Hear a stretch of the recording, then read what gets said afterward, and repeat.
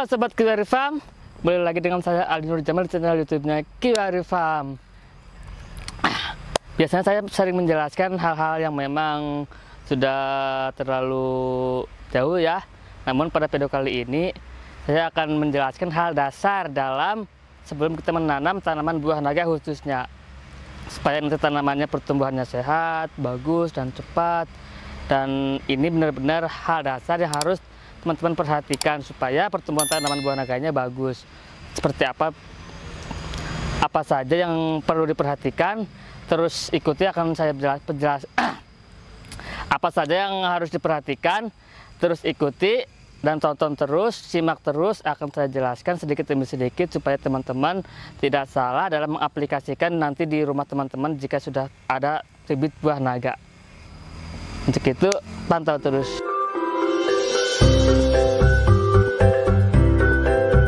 Nah, ini di belakang saya sedang ada tim kami, ada Mas Abbas, Teh Arum, Om Yanto, dan Dek Daniel. Mereka sedang istirahat ya, ada yang sedang istirahat, ada yang sedang istirahat, dan ada juga yang sedang melakukan mengisi polybag. Ini tujuan awal supaya nanti akan tumbuh akar sebelum kami kirim ke teman-teman yang sudah memesan. Ini kebetulan karena sudah datang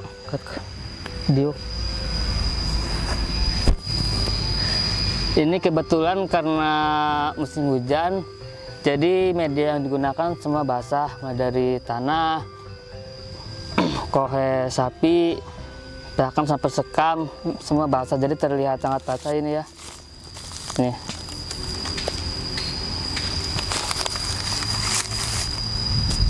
Namun tidak apa-apa ya, meskipun basah, nanti juga pasti akan kering ketika kita ditata di tempat yang terbuka. Jadi teman-teman harus memperhatikan hal dasar sebelum menanam buah naga.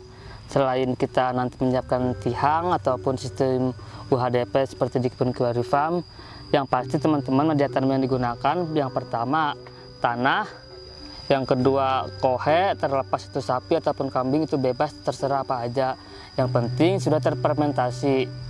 Untuk sekam itu bisa yang sudah dibakar atau yang belum. Namun udah lebih bagus yang sudah dibakar supaya nanti cepat diserap oleh tanaman itu sendiri. Karena jika belum dibakar itu nanti proses pembusukan akan lebih lama. Jadi untuk penyerapan masih kurang. Itu ya hal dasar media tanam. Nah itu ya teman-teman, kenapa saya sekarang kembali lagi ke hal dasar. Karena banyak yang komentar ya, khususnya subscriber Kiwari Farm yang menanyakan apa saja sih media tanam yang digunakan supaya pertumbuhan tanaman itu bagus, cepat, sehat, gitu ya teman-teman. Itu yang pertama, media tanam yang harus diperhatikan. Jadi usahakan yang penting media yang digunakan itu nanti mereka tuh gembur ya, tidak padat. Karena kan untuk tanaman buah naga itu sendiri mereka kan akar serabut. Jadi jika media tanamnya nanti padat, hanya full tanah, itu nanti akan mengganggu pertumbuhan pada si akar itu sendiri. Terlepas nanti teman-teman menggunakan medianya tanah, kohe ataupun campur juga dengan sekam. Namun jika itu tetap padat, terlalu banyak tanah, itu kurang bagus. Teman-teman, bahkan ada yang lebih bagus campur pasir. Jadi ada opsi lain ya, selain menggunakan tanah, kohe, sekam, ada opsi lain yang memang lebih bagus menurut saya, pengalaman saya, itu dicampur dengan pasir sedikit. Jadi jika dihitung perbandingan, jika kita hitung-hitungan 10, tanah itu cuma 2, kohe 3, sekam 3, pasir 2, kan pas 10 itu hitungan jika perbandingan 10 poin. Jadi yang penting tanah hanya sebatas pelengkap ya teman-teman. Namun dengan catatan kohe sudah terfermentasi supaya tidak merusak pada tanaman itu sendiri. Untuk pasir itu sendiri, pasir yang sering dibuat untuk tembok itu nggak apa-apa ya, karena tujuan dari pasir itu sendiri lebih kepada supaya nanti media itu gembur, tidak padat ketika baik itu nanti ada hujan ataupun tidak. Gitu teman-teman, kenapa kadang menggunakan pasir supaya tetap gembur si tanah ataupun si media itu sendiri. Nah, akan saya tunjukkan media tanam yang gembur seperti apa. Meskipun ini basah ini basah. Namun karena kami pencampuran medianya tidak terlalu banyak tanah dan juga kohe juga tidak terlalu basah tadi. Ini lihat.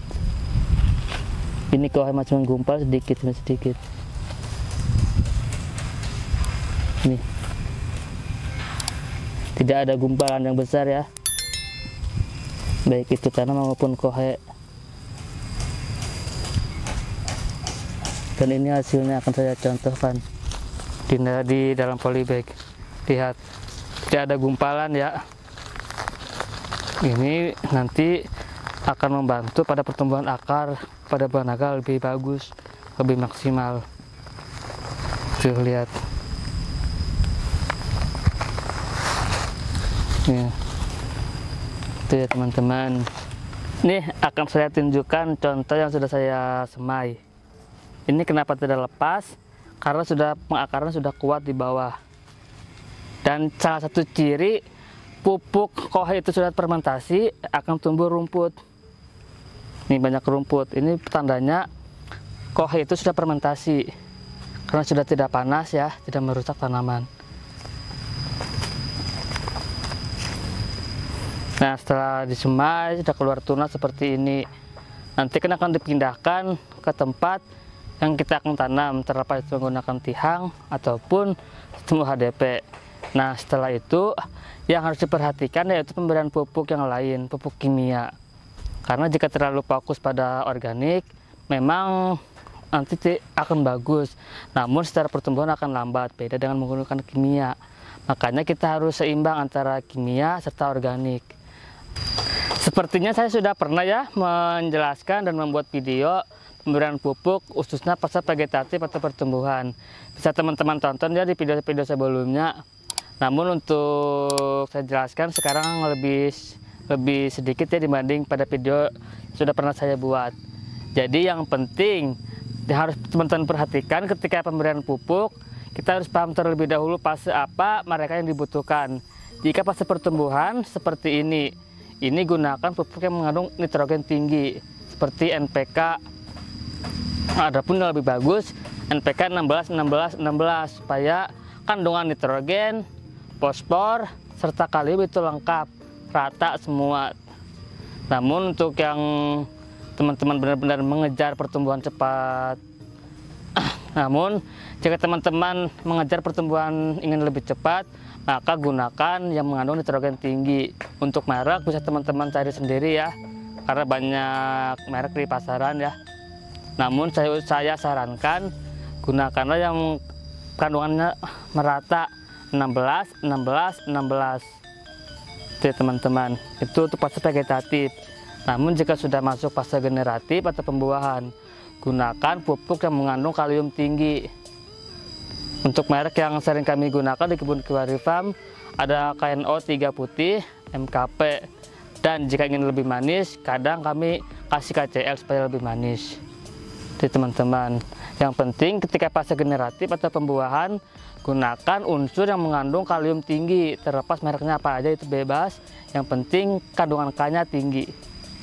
Namun kadang-kadang rata-rata untuk buah itu sendiri, kebanyakan kalau untuk buah mereka menggunakan KNO 3 putih, bukan KNO 3 merah.